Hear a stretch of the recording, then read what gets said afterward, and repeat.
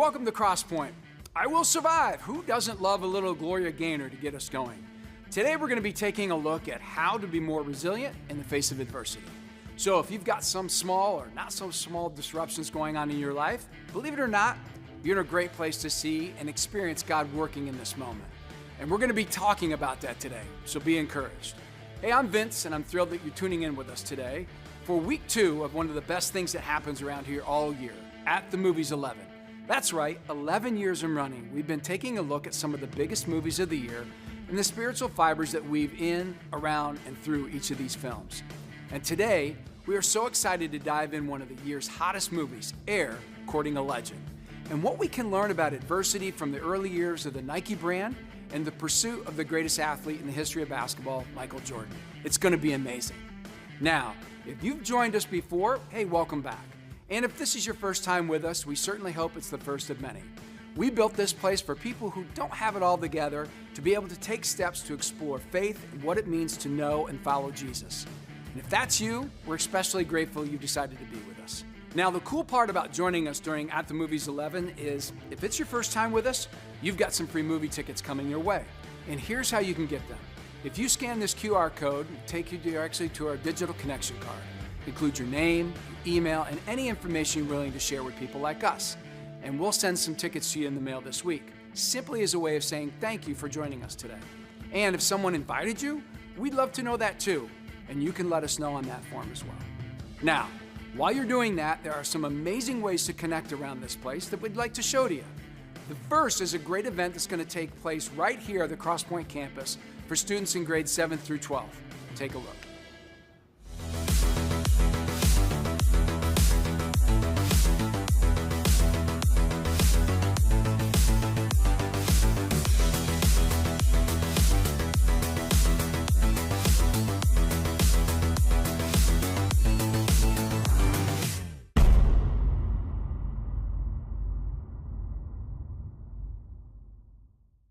The chase begins tonight, which is a multi-week competition filled with challenges, team building, opportunities to make new friends, and relevant messages from dynamic speakers, and each week is designed to be an easy point of entry for new students, including incoming 7th graders. So students, we hope to see you here tonight at 6 p.m. Next, you and I have the opportunity to change a life on the other side of the world through something as simple as school supplies. Check this out.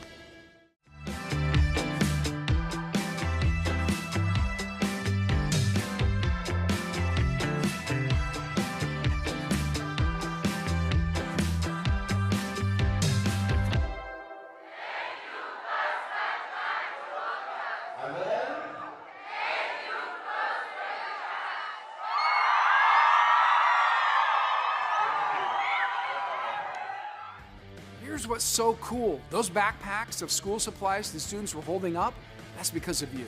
That's from last year's backpack initiative. And again this year, for just a $25 donation, you can provide an entire year's worth of school supplies for a student. So scan the QR code to get started and include VPA backpacks in the memo on your donation. And let's sponsor these 400 students. And speaking of making a difference, one of the things we work really hard to do here is offer a variety of ways for folks to get involved. Life is for hand raisers, and we want to give you a reason to be one.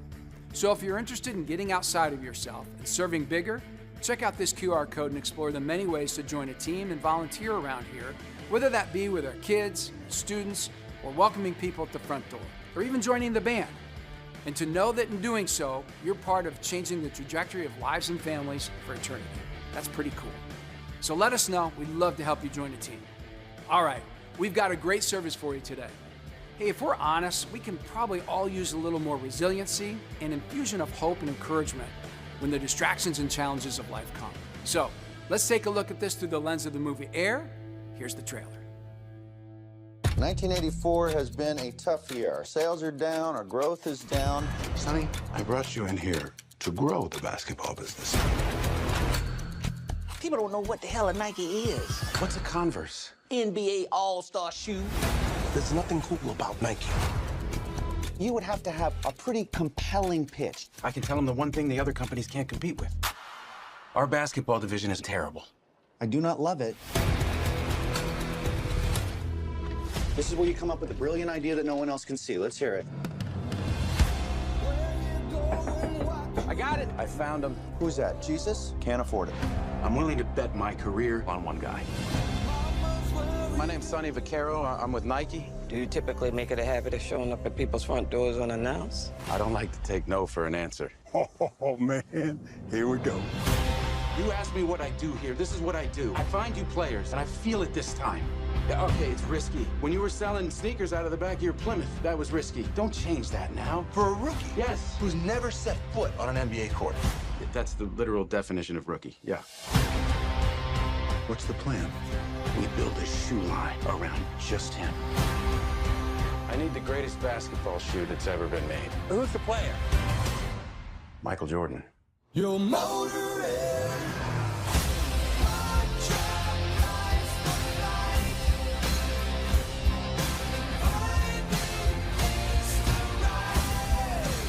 You have our attention.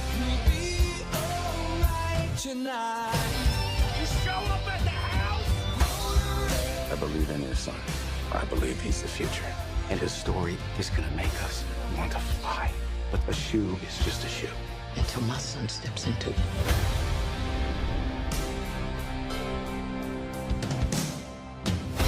You got a name for it? Air Jordan. I don't know. Seriously? Maybe it'll grow on me.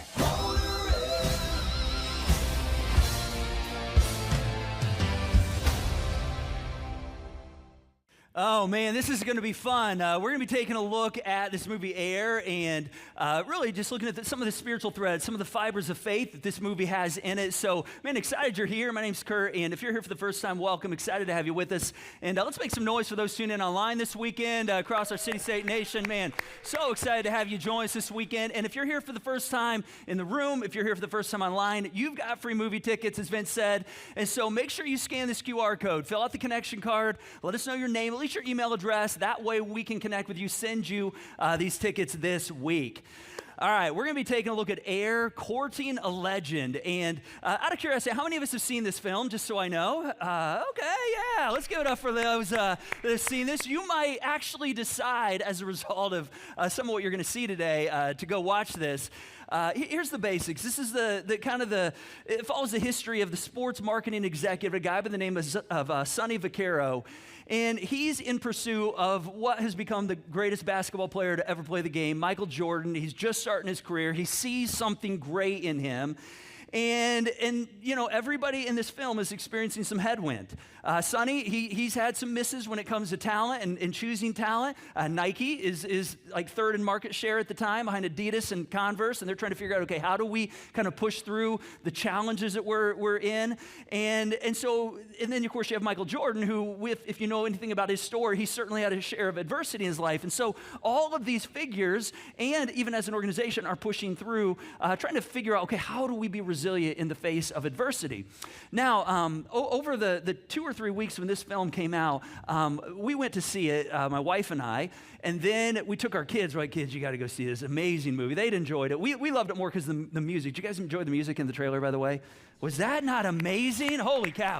Just the 80s music in general. And then my wife and I went out for a date night the next weekend, and there was really nothing else on. So we're like, let's just see Air again. So we went to Flicks and had dinner and watched it again. And then I took my staff team the next week because there are so many leadership principles. So I think I saw it 4 times in the first 2 weeks this movie was out. And so every time I watch it, it grips me. There's something in it. I find myself in the story. And I almost find it therapeutic because, you know, there's something about this storyline, and it kind of just lifts up the plight of the everyday person, the everyday worker, all the way to the plight of a superstar. And one of the things that's not discriminatory, regardless of where you fall in that spectrum, is the challenges and adversity that come our way. And so this is what we're going to look at today. We're going to look at this question: how do I become more resilient in the face of adversity? because this is a value that I think we all want. And I'm telling you, this makes life so much better when we can do this. So here's a simple definition of resiliency right here. Resiliency is simply bouncing back from disruption. Bouncing back from disruption. Now, all of us have experienced disruptions, even today. You probably had some disruptions today. You certainly probably had some disruptions in your week. This is something for those of you tuning in online. We're not going to be able to hear from you in this moment, but those in the room, just shout out something that you experienced as a disruption over this past week. Anybody have something? Work. Work is definitely a disruption. What else? Weather. Yes, weather. Any others? Miss the bus. That creates a disruption for the whole family. You know, we experience disruptions all the time. And we can kind of joke about them. We've got the weather. It's too hot. It's too cold. It's too rainy. It's not raining enough. You know, too much pollen. Work gets in the way of life. Missing the school bus. Car battery isn't performing the way it should. My iPhone, you know, isn't getting service. My battery's dying. The air conditioning went out in our house. I mean, there's all kinds of little disruptions that just create, you know, challenges for us. And then, there's just a wide spectrum. And then we could go a little deeper. I mean, we could get into like relational issues. And, you know, maybe there's something going on with your kids or perhaps with your aging parents. And maybe you have rebellious kids and aging parents or rebellious parents and aging kids. Maybe you're dealing with some kind of health, challenge or problem or a job layoff. I mean, there's a whole litany of disruptions that we experience, and some of them are just little blips in the radar. Others are kind of like mess our lives up for a while. And so again, resilience is just when we have the ability to bounce back through those disruptions. Now, for the sake of conversation today, one of my fears, concerns is that I know some of us are going through some pretty massive things right now. And to think that I'm going to offer any kind of advice or, emotional satisfaction, with some of the more difficult stuff you may be dealing with is kind of silly to think that's going to be the case. But I do want you to know that I really believe God has something for every single one of us, wherever we are in the disruption spectrum. And resiliency is really this ability to roll with the punches. It's this ability to, approach an adverse situation with creativity and positivity and the ability to see a challenge as an opportunity to learn and to understand, okay, what's my role? What's not my role in the midst of this? Now, a couple weekends ago, we had Ann Smith here, an interview with Ann Smith, who's one of my favorite people in the whole wide world. She's 98 years old. Yeah, you can cheer for Ann. Let's give it up for Ann. If you were here, man, Ann was amazing, amazing. My wife and I spent a little time with her, and what you often don't hear about is her husband, Nathan. Nathan, just a sage of wisdom as well. He passed away about 20 years ago. And when we were talking with her that afternoon, Ann said, Nathan once said, I want to give you a quote from her husband, Nathan. He said, I can't keep the birds from flying over my head, but I can prevent them from building a nest above me. I'm like, man, that is some wisdom right there. I mean, you can't control the birds going over your head. There's no way to do that. But you can develop some of the things that begin to get built above you, around you, that fence you in, that cause you to feel like I'm being affected adversely and don't have any control over things around me. And so, whether you're someone who considers yourself a resilient person or not, I just want you to know that whatever you're going through right now, whatever disruption you may be experiencing, whether even those little, less meaningful ones, each of those are building something that's actually getting you ready for the bigger ones that are coming.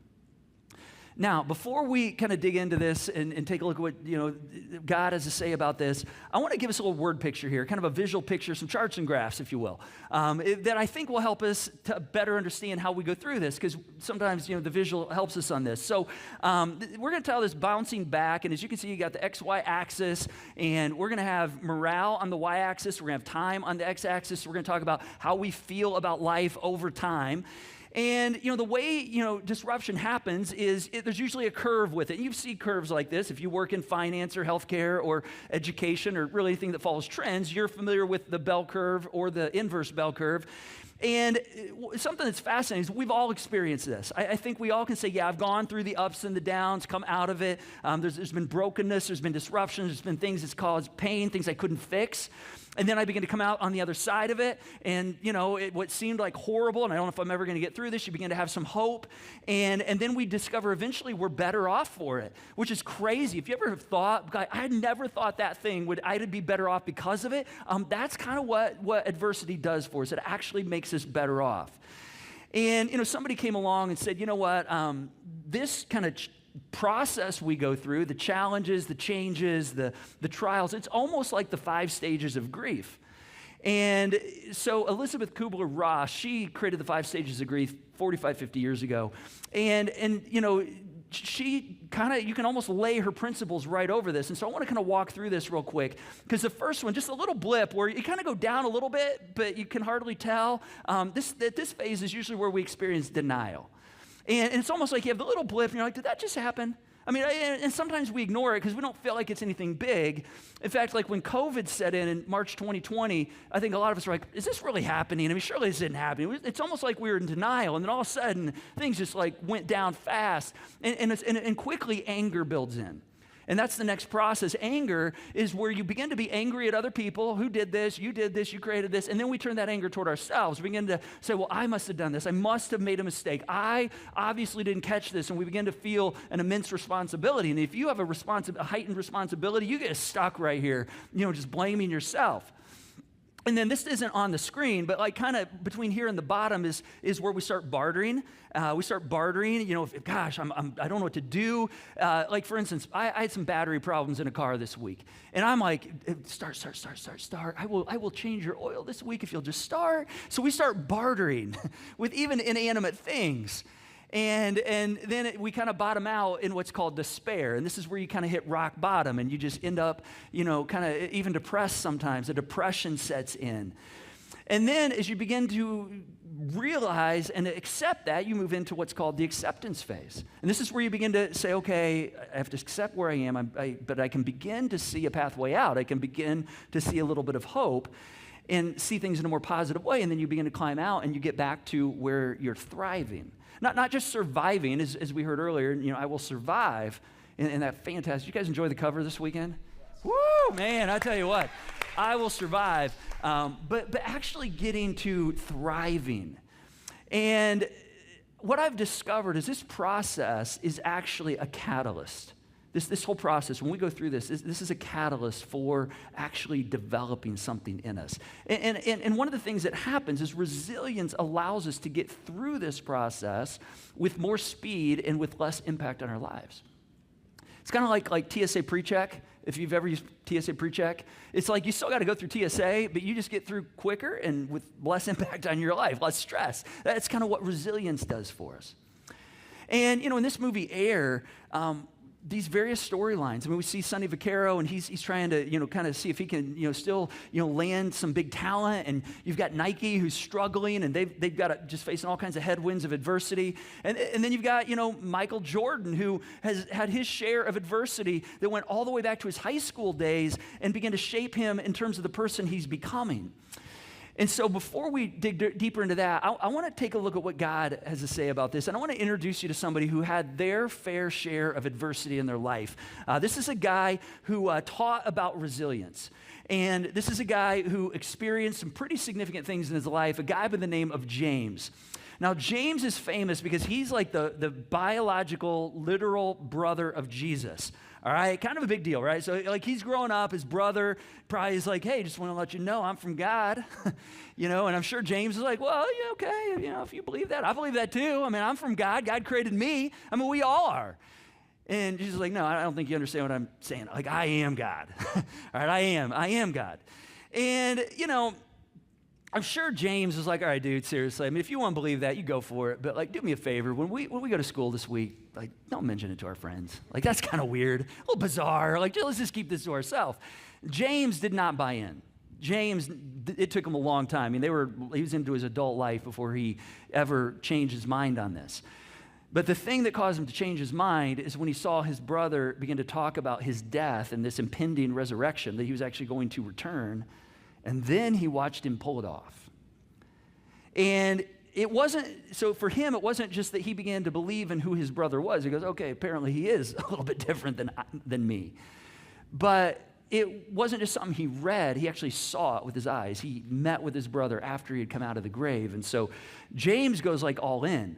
And he actually experienced a lot of pain and adversity as a result of that. In fact, somewhere around 62, 66 AD, James was actually martyred for what he believed about his brother. And the message and movement of Jesus, I mean, is very, very dangerous, especially back in the first century. And he was stoned. He was stoned like with clubs, beaten with a club to death is what it's believed. He gave his life because of what he believed about his brother. So this is a guy that knows something about resilience. All right, this isn't a guy who's like, yeah, I had a breakup in middle school, which is a big deal at the moment. He's like, no, I've actually gone through some pretty big deals. And so he's writing to these first century people who are following Jesus, and he's telling them, hey, you're going to go through trials. There's going to be seasons where, man, you're going to face headwinds and you're not going to know what to do. I want to teach you how to handle those and how to approach the disruptions. And see, this is where in the movie Air, this is where Sonny, who's working on behalf of the basketball side of Nike, he's actually sitting down. We're going to watch this scene in a few moments, in a few minutes, just to let me show you this amazing speech where he just kind of says, hey, Michael, look, here's why you ought to buy in and go with us instead of the other big two, shoe manufacturers. But he digs deeper. He says, because there's something happening in you. You've been through some things. And I see greatness in you. Not because there's just something special about you, but because you have actually been shaped and formed, and I think there's going to be something incredible happening. Now, before we watch that, let's take a look at what James says right here. James, he says, consider it pure joy, my brothers and sisters, which I love how he starts this. He's like, you're my brothers, you're my sisters, we're all in this together. I mean, we all experience this together. None of us are void of this. He says, consider it pure joy, my brothers and sisters, whenever you face, and look at this last phrase, trials of many kinds. All right, he's like, yeah, this is going to happen. All right, you're going to experience trials. You're going to have change and disruption. They're like kissing cousins to taxes and death. All right, it's going to happen. All right, you can't get around it. There's no way around it. All right, and so he says these things are going to come, and how well you do is going to be dependent on your attitude when you face it. That's why he says, consider it pure joy. All right, he says, I want you to consider it. Now, this phrase, consider it, this is the Koinonia Greek, which is like highbrow Greek. Nobody really spoke it back in the first century. I haven't studied it. I mean, I have a button on the line online where I can go and it tells me exactly what the word is. So it's interesting because these two words, consider, is actually a verb, but it's way more than like hey, you got to think about this. It's a good idea to consider. In our language, no, it means this idea of you need to lead yourself as if this is true. You need to get to the place where you regard this as so, where you train yourself to actually see this whole deal differently. And he's not saying, hey, I'm asking you to be joyful for the adversity or trial you're going through. He's not saying that. He said, I want you to say, I'm going to be joyful in it, in the midst of it. And when we do this, we make ourselves more or less vulnerable to how that affects us based on our perspective and how we approach it. In fact, one of my favorite leaders in shaping the next generation is a guy by the name of Tim Elmore, and he has a blog called growingleaders.com/blog, which I love, never gets old. and he, in one of his blogs, talks about this study that was done, this longitudinal study a number of years ago, where over the period of 20 years, they studied over 600 children in the inner city. And they followed them and they measured quantitatively and qualitatively, and they were trying to discover what's the difference between the kids that are facing the same circumstances, but they seem to come out of this and thrive, and those that never seem to be able to get out of their circumstances. And one of the things they found is the students that just seemed to be better at life than the rest were the ones who had what's called an internal locus of control. And you maybe remember this from psychology class. An internal locus of control is individuals who assume responsibility for their lives. They're like, I can choose how I am going to navigate life. Versus somebody who has an external locus of control, who is somebody who assumes external forces, the circumstances, whatever's going on around them, I'm just at the mercy of whatever's happening around me. No, it's these students who have an internal locus of control that actually excel, where they say, okay, I'm not my circumstances. All right, I'm separate from that. And one of the things they found is that resilient children were actually kids who saw their own future as something that they could determine. That they could actually choose how they navigate and how they choose to see the struggles that come at them, and that they could actually go around them, and those didn't have to define them. Meaning, again, our perspective is huge, huge, huge when it comes to the things we face. Essentially, what James is telling us right here, he's like, consider it pure joy. That you're going to have a different experience when you do that. You can imagineer your own future. All right, life's not happening to you, you are happening to life. And so James is saying, you have to consider that there's something good that's going to come out of this trial or this adversity.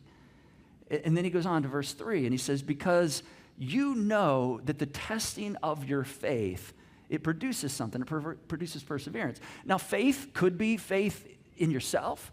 When you test faith in yourself and have more confidence, you just go to the next level, but also faith in our Creator and our Heavenly Father. When we test our faith, it actually grows. It takes us places.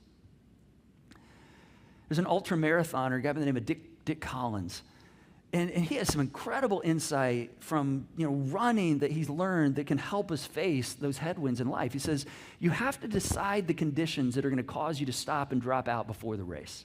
You don't want to be out there saying, well, gee, my legs hurt, I'm a little dehydrated, I'm sleepy, I'm tired, it's cold and windy. He says, as a result, you're going to talk yourself into quitting. If you're making your decision based on how you feel at the moment, you will probably make the wrong decision. He said, you got to decide ahead of time. I mean, there's going to be headwinds. There's going to be adversity when you're running. Some of you are like, I don't even know why people like that do that. Why do people run? Like why would they even want to be an ultimate marathoner? Because if you're like me, you're like, I jog like a few miles a day. But like when I was in high school and I played sports, like when we screwed around and got in trouble or we didn't perform well in the game the previous night, what was the punishment? It was endurance running. I mean, it was like punishment to run. So it's like, sometimes like, why would I do that for fun? But see, these people, listen, they're not going out and being like, man, I want to put one of those 26.2 stickers on my car. They're not doing that. They realize that they started an entirely different place. They didn't just go out and like do 26 miles. They actually started with 1 mile. But what Dick said, even the 1 mile, I mean, if you begin to go, oh man, it's rough, it's hard, it's cold out here, and you never really push through the 1 mile, you're never going to actually get any further than that. Because you develop the 1 mile, and eventually you get to like a 5K, 3.1 miles, and then maybe a 10K, 6.2 miles, and then a half marathon, and then a marathon. It's about building something and deciding ahead of time, okay, I'm going to face some adversity, but I'm not going to, what are the things that are going to take me out? What are the things that cause me to pull out? Because if I decide in the moment, I'm probably going to make the wrong decision. So James, he says, when you do this, there's actually a payoff that begins to take place. He says, if you'll just look at your trials, your disruptions, and say, okay, I'm going to try to find joy in this, it's going to develop this thing in you. It's going to lead to something. And he goes on, he says, let perseverance finish its work that you may be mature and complete, not lacking anything. Meaning, like, we got to go through the hard stuff. See, when we just sit around and we don't have anything difficult going on, the temptation is to avoid the pain. The temptation is to avoid having to go through anything difficult. And James is like, no, don't do that. Don't do that. You got to fight against that because you got to actually fight for resilience. You got to lean into that moment. And you got to change your mindset. And instead of fighting against experiencing any pain, you got to say, I'm going to lean into this moment and I'm going to fight for the resilience that I want to be built in me because that's going to prepare me today for something coming tomorrow. And see, here's the thing. You know this, but we have all kinds of situations and experiences going on in our lives right now. And you might be in the midst of some pretty steep headwinds right now as you sit here today, as you're sitting at home, as you're sitting in a coffee shop. You might be experiencing some things going, I don't know how I'm going to get through this. Others of us, you're in a good place right now. You're like, oh man, I'm actually doing pretty good. You need to do a happy dance if that's where you are, because those are just great days. But see, here's the thing, and I don't mean to be, fatalistic or kind of like depressing or anything, but there is something around the corner, all right? There's something around the corner for all of us that you and I don't know about. And instead of fighting, against these little distractions, these little, moments where it's an inconvenience, and we're like, oh man, I want to push around that. I don't have to deal with that. Instead, if we even take the little moments, James says, if you will lean into those moments and even the little disruptions, consider them a joy. That annoying person at work that you're like, I don't want to interact with them, or the annoying person at school at lunch. If you say, well, I'm going to endure that. I'm going to actually be kind. I'm going to be in their presence. Maybe it's the traffic you bumped into today, and that just put a whole kink in your day. Whatever that disruption is, there's something for us to learn in this. And he's saying if you would take that and allow it to do its work, it would actually get you ready for tomorrow. Because see, one of the things I've discovered is it's only when you only win the big trials when you learn from the small trials. from the small disruptions. Anybody remember great little kids book? Like when I was younger, it's called We're Going on a Bear Hunt. Anybody remember Going on a Bear Hunt?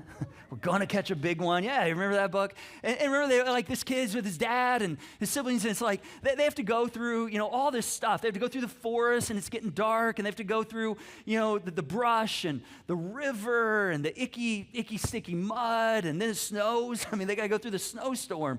And, they get to the place where, kind of the big line at the end of the story is, you can't go over it, and you can't go under it, and you can't go around it. You got to go what? Yeah, you got through it. You got to go through it. And I know some of you are like, Curt, you kind of mess that line up. It's not exactly the way the book goes. I'm a generalist, just so you know, that's generally like the message of the book, right? That's a Curt Walters paraphrase version right there. All right, and so I don't need an email later just to tell me exactly how it goes. That's the paraphrase. You can't go over it. You can't go around it. You got to go through it. See, the same is true for you and me. All right, everything in us wants to go around difficult moments, around something that just is going to be difficult. But James is saying if you're going to actually get better for it when you go right through it. So this scene is probably one of my favorite scenes in this movie. And this might inspire you to actually go watch it if you haven't seen it. This is where Sonny Vaccaro, he brings Michael and his family in, and he's trying to sell him on why he should choose Nike to go with as his sponsor. So take a look at this.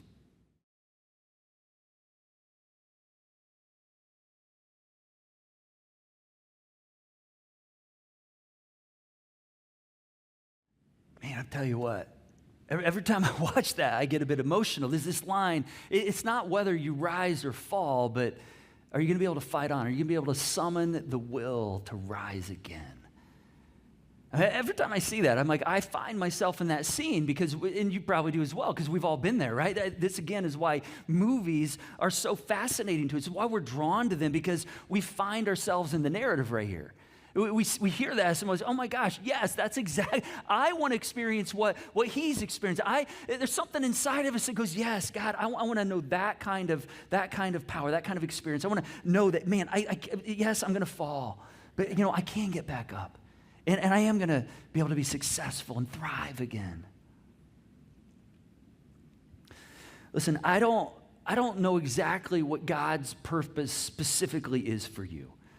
All right, I just know for me and generally for you, it's that you become the person that God created you to be. That is ultimately what God's desire is for you. That's probably your prayer for your kids, that they become, the person they're created to be. That's probably your prayer for your siblings, for your parents, for your spouse, that they become, God, would you just help us become the person we were created to be?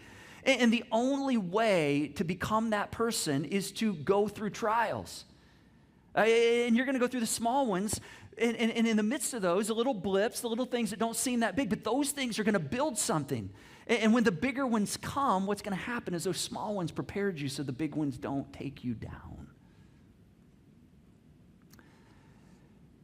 A couple weeks ago, my dad, we had a family gathering, and he brought a bag of pictures to me, and some of my brothers from our growing up years, and they were just sitting on the counter till just this past week. I picked it up, started flipping through them, and I found a couple of my high school basketball day pictures. I just thought, since we're talking Michael, I'd show you mine, because we're pretty much like the same fabric right there. And as I was looking at these, this took me back to a pretty significant time in my life, because I was 17 at the time. And I had just come off a season where I missed the entire season from a devastating shoulder injury that took me out of sports for an entire year. Had to have a repair, months and months of therapy and rehabilitation. Got back on, to where I could play.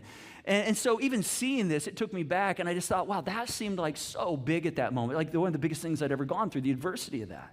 And it certainly was at that time. And it was a very, very defining thing in terms of pushing through, and even defining, asking the question, who am I? Am I actually going to push through this? And, fast forward, there's been a lot of adversity at different seasons over the years. But even as I think of where I am today, think about the last 3 or 4 years, there's been some strong headwinds. just even organizationally and as a leader, as a pastor in our world, we've experienced big headwinds. We've experienced them here at Crosspoint.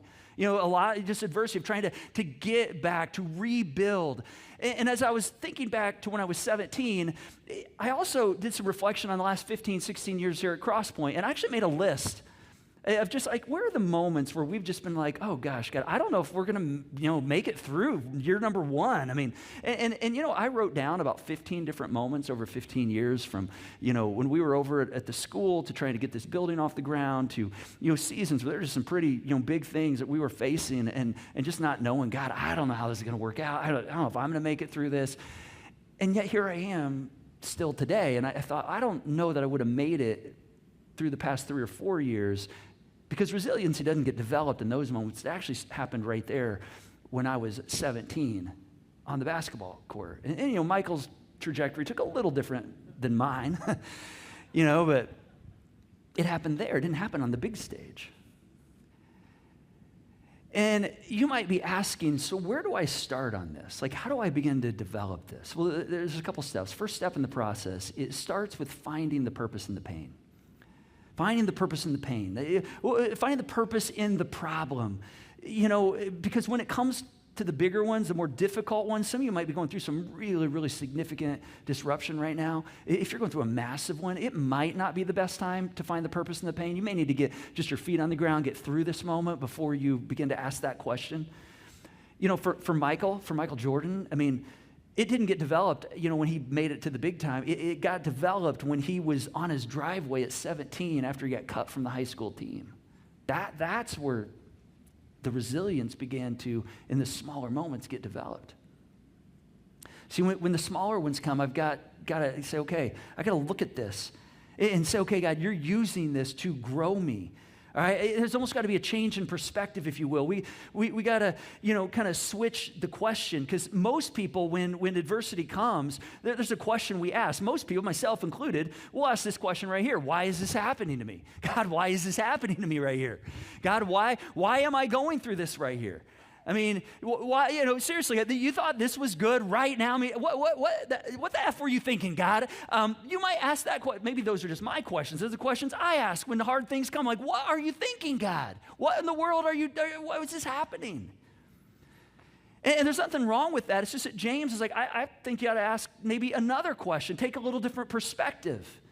And so I'd encourage you to ask this question. It's the question of, God, what are you trying to grow in me through this? What are you trying to grow in me? I'm not going to necessarily try to figure out just the cause. I mean, we'll spend a little time there, but what is it? What's happening right here? Because whatever's happening, God can redeem it. He can redeem it, and he can bring something good out of it. I mean, there's moments where you're going to look back at that moment, you're going to go, oh my gosh, if I wouldn't have gone through that season, if I wouldn't have gone through that when I was 17 years old on the basketball floor, having to be out for a year, go through rehab, I thought my whole life was going to be around sports, having to reevaluate my purpose. If I would have gone through that adversity, I can guarantee you I wouldn't be here today. God used that to build something. But it wasn't just for today, it's for tomorrow. And listen, I don't have to tell you this. You probably feel it every day. We live in a dangerous and broken world. There's all kinds of things around us that can take us down. And I think as modern day people, I think in our modern day, we're more vulnerable than perhaps any time in human history. I think there's more to take us out than ever before. And yet my prayer is that God would just emblazon on our hearts. God would tattoo on our hearts, this idea that even though we may be vulnerable, we're actually stronger than we perhaps ever imagined. Because, see, we have a Heavenly Father who says, hey, I'm not leaving you. I'm here. He's like, I actually sent my Spirit, the same Spirit that rose Jesus from the grave. You actually have access to that. I'm the God of the mountain. I'm the God when things are good. I'm the God of the valleys. I'm the God of the bad. And Jesus even reminds us of this. Now, sometimes we hold on to promises that Jesus never said, with the things we thought Jesus said. Like sometimes we're like, I thought you said, God, that if I follow you, everything's always going to be great. Everything's always going to be the way I want it to be. That was last week, and that was the Barbie movie, by the way, because that's Barbie world. But that's not true. We know that's not true. There's all kinds of pain. You can have faith in Jesus. You can begin to follow Jesus, and you're still going to, at times, it doesn't make you impervious to pain. I mean, sometimes James is a great example of that, Jesus' brother. I mean, sometimes it gets worse. But Jesus reminds us, and this is one of his promises, this little verse that sometimes I'll often use at funerals. And I love this verse because it holds both the reality of our present, but also the hope of the future, where Jesus says, hey, I've told you these things so that in me, when you put the weight of your life and your hope in me, you will have peace. In fact, we're going to sing a song in a moment that talks about, man, regardless of what's going on, God actually can bring a renewing. He can actually bring a peace in the midst of darkness. There's a redeeming work he's doing. And then he goes on and says, oh, yeah, by the way, in this world, you're going to have trouble, by the way. He didn't say you might. He said, you will. He said, yes. And we get that. We're like, God, I don't disagree with you. I've had my share of trouble. We all agree, you know, that we understand that in this world we're going to have trouble. But then he gives this little phrase right here, 3 little words. He says, but take heart. In other words, he's saying, be encouraged. He says, take heart. And then he gives us 5 words right after this. And these are 5 powerful words. He says, for I have overcome the world. And when Jesus said this, his team, his disciples had no idea what he was talking about. They hadn't seen him die and be resurrected. They had no clue what he was referring to. They didn't understand the reality. He's just begging them. He's challenging them. Listen, trouble's coming. When you experience trouble, take heart. Recognize I'm doing something in it. I'm doing something in you. I didn't cause it. I hate that it's happening. I want you to know it's not going to be lost. I want you to know it's going to be redeemed. It's not going to be wasted. For whatever you can muster up, whatever assurance you can muster up, I just want you to trust that I'm going to use it for your good. And in the middle of all that, I'm actually going to build resilience in you. It's going to make you better. It's going to make you more complete. It's going to make you more mature. You may remember that old movie, Jerry Maguire. You guys remember Jerry Maguire? Movie Jerry Maguire? Yeah, what was that famous line out of Jerry Maguire? Anybody remember? Show me the money, yeah. Anybody remember the second most famous line out of the movie? Anybody? You complete me. Yes, you complete me. You know, as I was thinking about this, maybe that's what God wants to do with our trials. Maybe it sounds crazy, I know, but maybe he wants us to look at our trials and go, you know what, I hate you. I hate the trial. I hate the thing I'm going through. All right, I don't want you in my life, but guess what? You complete me. You actually complete me because where I'm going, I've got to go through it in order to be developed for the next thing. See, I don't know why, you know, you might be having to be facing moving. I don't know why maybe your job is difficult or lost or why you wish you could find another one and you can't. I don't know why the finances are in trouble. I mean, there's a lot of questions that we can't fully answer. What I can tell you is God will use it. God will use it, and the pain and the struggle, he will complete you as you go through this. Because here's the thing, building resiliency, it doesn't happen passively. Does not happen passively. We can hope for it. We can wish for it. Say, God, I want you to develop this in me. We can wish there's some magic pixie dust that can just be sprinkled over us and make it happen. But you got to fight for it. You got to not back down. You got to stand up. You got to step into it. You got to show up and you got to walk into it even when it seems scary. And when we do that, God says, man, I will not waste this. I am going to prepare you not only through this moment, but for tomorrow.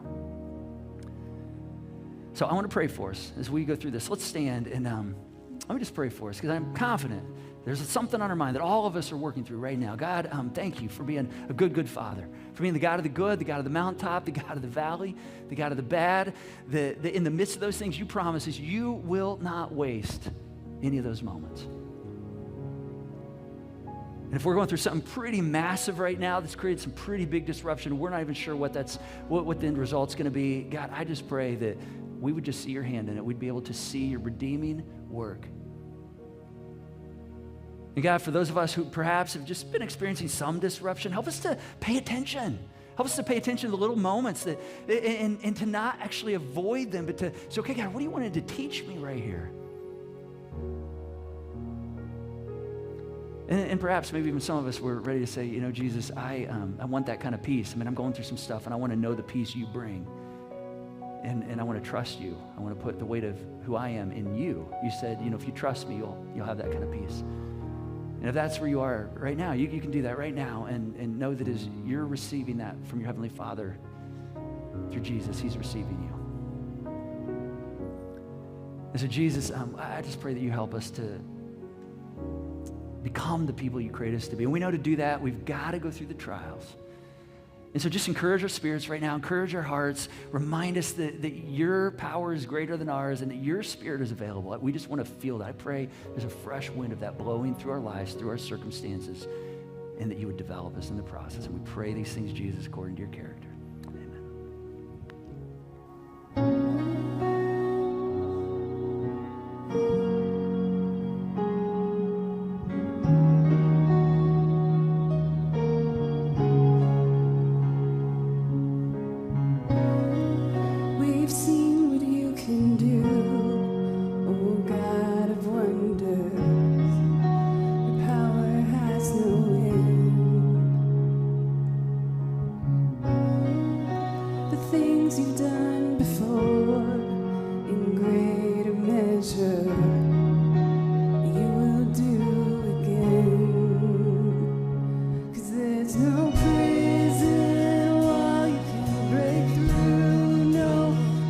mountain you can move, all things are possible.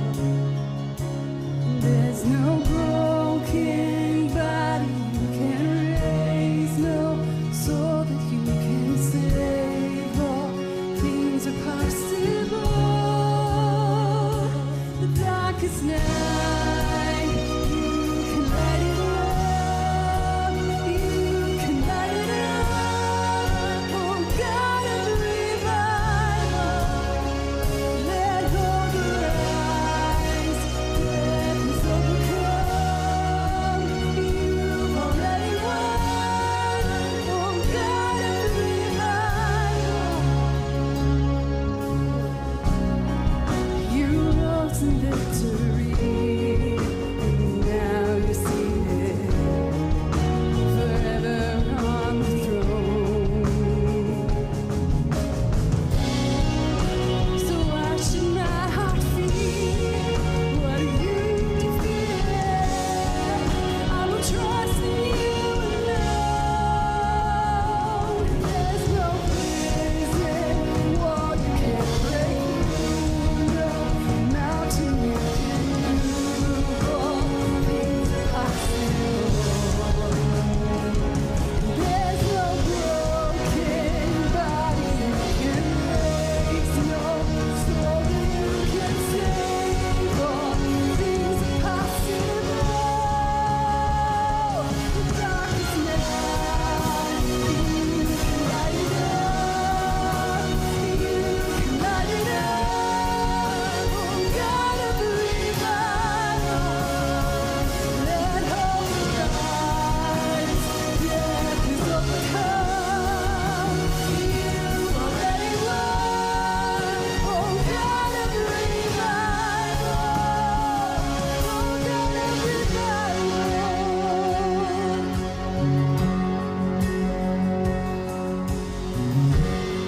Come awaken your people, come awaken the city.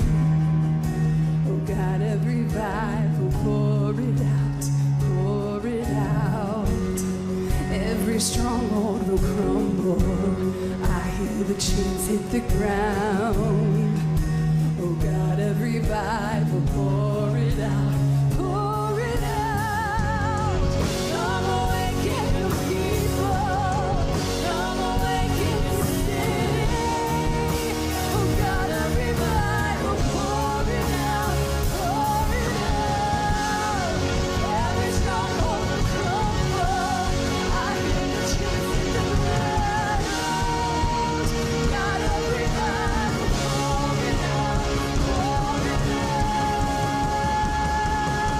The darkest night, you can light it up, you can light it up. Oh God of revival, let hope arise, death is overcome, you've already won. Oh God of revival, come awaken your people, come awaken the city. Oh God of revival, pour it out, pour it out. Every stronghold will crumble, I hear the chains hit the ground. Oh God of revival, pour it out, pour it out. Come awaken your people, come awaken the city. Oh God of revival, pour it out, pour it out. Every stronghold will crumble, I hear the chains hit the ground. God of revival, pour it out, pour it out. Come awaken your people, come awaken the city. Oh God of revival, pour it out, pour it out. Every stronghold will crumble, I hear the chains hit the ground. Oh God of revival, pour it out, pour it out.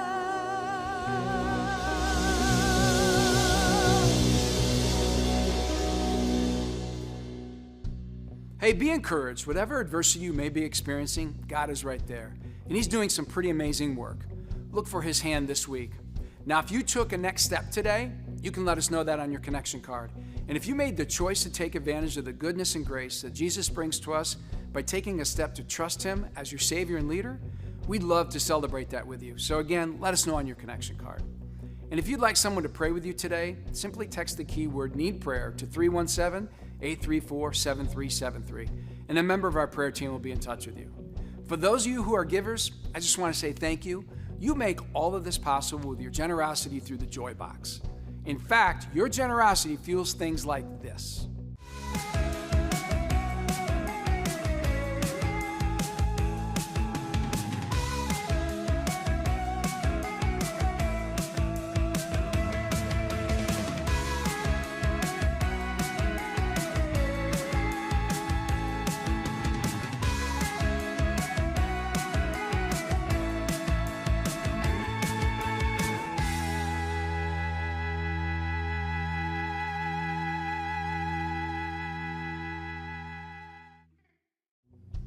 Wow, we've had hundreds of people on our campus last weekend through the Carpool Cinema and our Back to School Bash, and people like you made that happen.